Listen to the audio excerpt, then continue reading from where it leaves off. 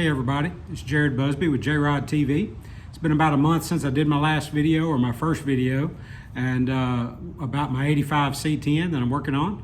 And I've done a few things since then, and I just thought I would check up with you and tell you some things that might help you. So I was having some brake light issues. When I would turn on the blinkers, both rear lights were blinking, which was unusual, and they were very dim. If you put on the brake, both of them would light up. It was just some strange things, and I couldn't figure it out.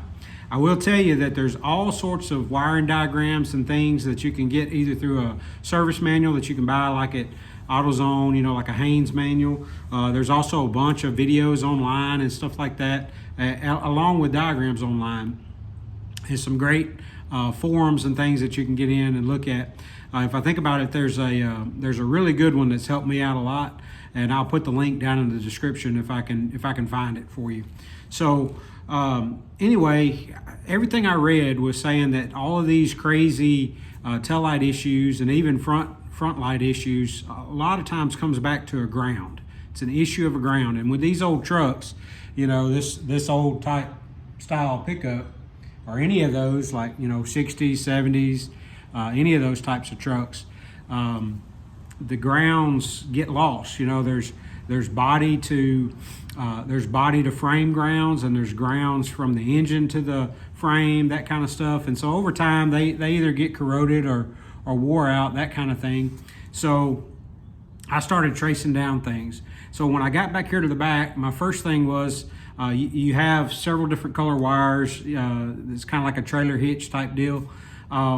And so there was a plug-in right underneath the back of my, kind of behind my license plate area under the truck. And so I unplugged that, and there was 4 wires coming in. And I used a voltage meter just to see when I would turn on the blinker, which one was lighting up, which one wasn't, to make sure I was getting power to the back of the truck. So I had power to the back, but I was not getting the kind of power and the distribution right to left, etc. for the blinkers back there. So what I did was I took the bulbs out. I tried to clean the sockets and everything. And to begin with, I just took out, and I'm going to turn this where you can see it. I just took the lens off of this kind of thing here and pulled the bulbs out and cleaned it, and it still didn't seem to fix anything. Well, underneath, what I decided to do is I kept reading about the grounds being so important. So what I did was I added a ground from the body of the truck to the frame so that it would be a good solid ground, and I did that. And then I removed the trailer hitch wiring that was on this truck, because I don't really intend to pull a trailer and put all those wires back together the way they were supposed to be, where they had been cut and that had been spliced in. So then I began to try to just run down what each of those wires did. And the wiring diagrams really do help as far as telling you what color does what. But what I found was the ground helped a little bit, but it really didn't fix the issue.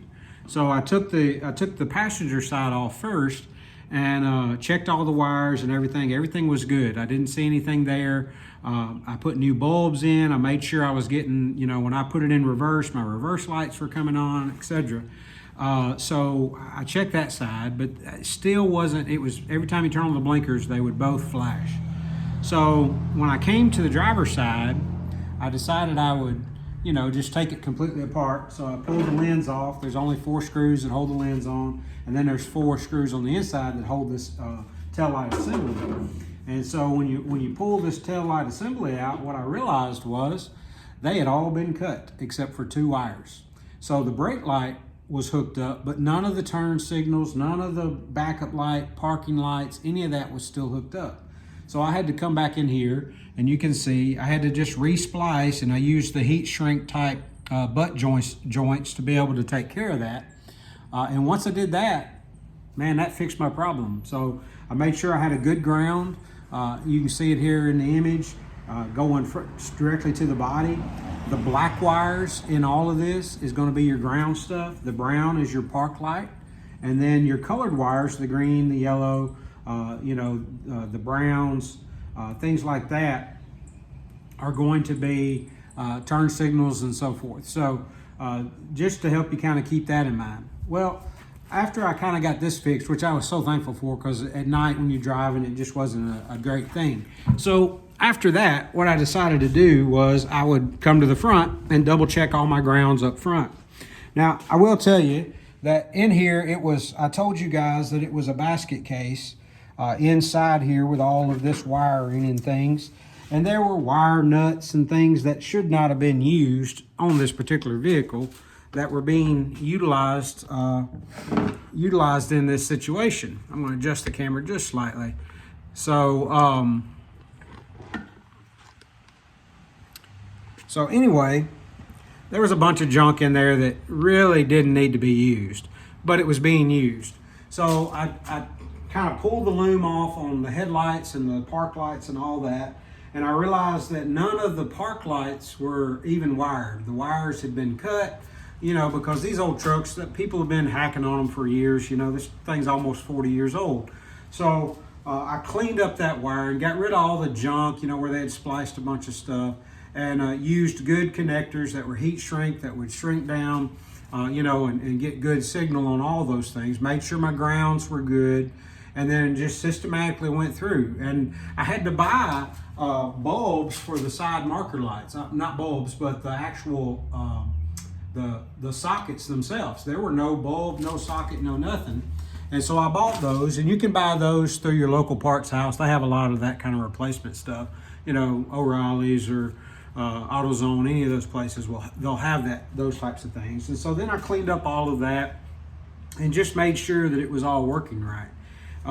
And so since I was working on all this wiring, it took me about a week just in the evenings when I'd get home from, you know, working at the church and visiting with folks and all that kind of stuff. As I said before, I'm a pastor. And so when I got home at night, I would just piddle with this stuff. And then I started checking on the inside, because there were just little things that I would like for it to work. You know, dash lights, things like that. So I took the dash stuff apart and wanted to make sure that I had all of that kind of stuff working for me. And what I began to understand was, you know, it's an old truck. People mess with things. So I started getting rid of old wiring, like speaker wiring and stuff that somebody had, you know, kind of cobbled in here. And I made sure to test all my bulbs on my dash and replaced bulbs and replaced sockets and things like that to try to get, you know, as good as I could. Well, and then I decided I'd gotten my gauges working. I had told you guys that last week. And it's got the clock down here. It's got the clock that you may or may not be able to see. And so I got to messing with it too and reading about it and everything. And what I figured out was it just takes two wires. You need a ground and you need power. And it's actually an unfused power. And just doing a little research online, watching some videos and stuff, and I was really pleased. The clock works perfectly. It's been working for about a week, no problems, doesn't get too fast, doesn't get too slow, any of that stuff. So I got that working. And originally this truck, you see the dome lights on, originally this truck, it didn't have like where the excuse me, when you open the door, the dome light wouldn't come on.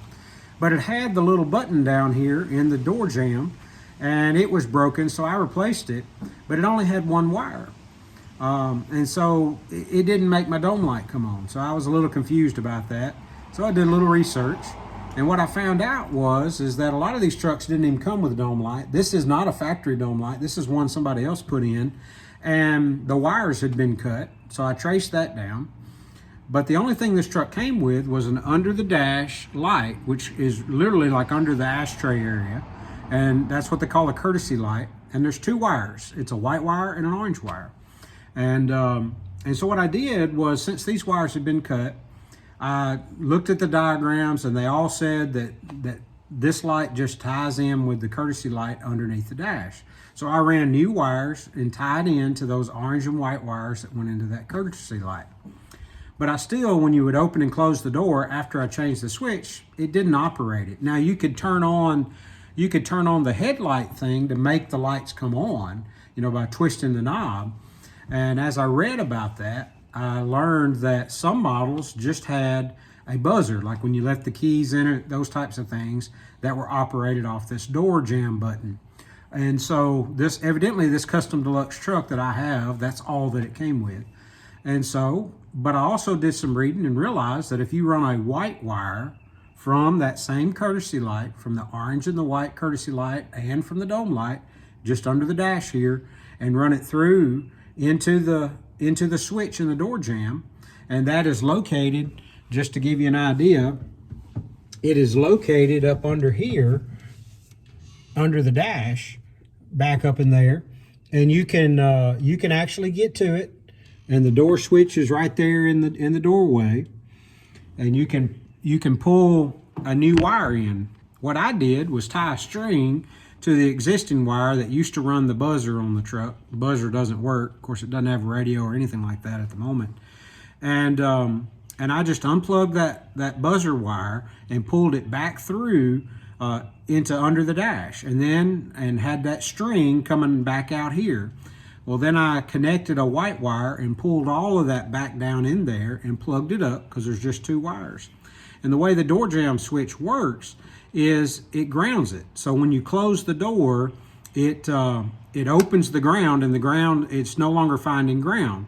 And so when the door's closed, the lights go off, because the only way it can get ground is if you twist the knob on the headlight switch, and then all these lights will come on. But when you open the door, it finds ground, it creates a ground. And that white wire is grounded to the body of the truck, and then the lights come on. And so that's a pretty cool kind of thing. So also on that orange and white wire that's down here underneath the ashtray area, that's where your cigarette lighter ties into, according to the wiring diagrams. So off the back of your cigarette lighter, you'll have 1 wire and then a ground. Mostly it grounds through the body. Mine's got a little tab that you can run a ground wire. I have yet to hook it up, but it does work. I just need to finish hooking it up, and I'll just tie it into that orange power wire, and it'll be on that same circuit as the courtesy lights and the dome light. So slowly kind of getting all the electrical stuff cleaned up and saving myself a lot of money, because if you were to buy a wiring harness for the front of this truck, you know, under the hood or towards the back, they're at least $100 and something a piece for a good one. And so if it's clean enough, not burned up or tore up too bad, just make the repairs. Because if you're like me, money doesn't grow on trees, so you have to kind of do the best you can with what you got. And so I buy good connectors and good wire, and make sure my gauge wire is right, and do all those things, and make sure my fuse, everything's got a fuse on it, because I don't want that to be a problem. And I even ran, like, for my tachometer and stuff, when I did my first video, it was not wired up as far as lights and that kind of stuff permanently. It was just kind of generically wired up, but I got all that tied in. To be able to have lights that will light up the RPM gauge. There was a green wire on the headlight assembly, the headlight switch assembly, and I tied my white wire to it, which makes it a dimmable kind of thing at night, and then hardwired through a fuse situation for the power for the tack, and then of course it goes out to a ground and goes out to the distributor to get the signal for the RPM gauge. So I've done a lot of those things. It doesn't look like I did much, but I literally spent a week trying to clean up some of that stuff, and it makes a world of difference. Now, I did want to tell you that I've been out here today, and I've been tuning on the truck a little bit. The engine's got about, I don't know, maybe 150 miles on it at this point. And since I built it, like I said, since I had it built, and we talked about those numbers last time with the, it's 360 horsepower, 375 foot-pounds of torque. It's got Brodex heads, all of that kind of stuff.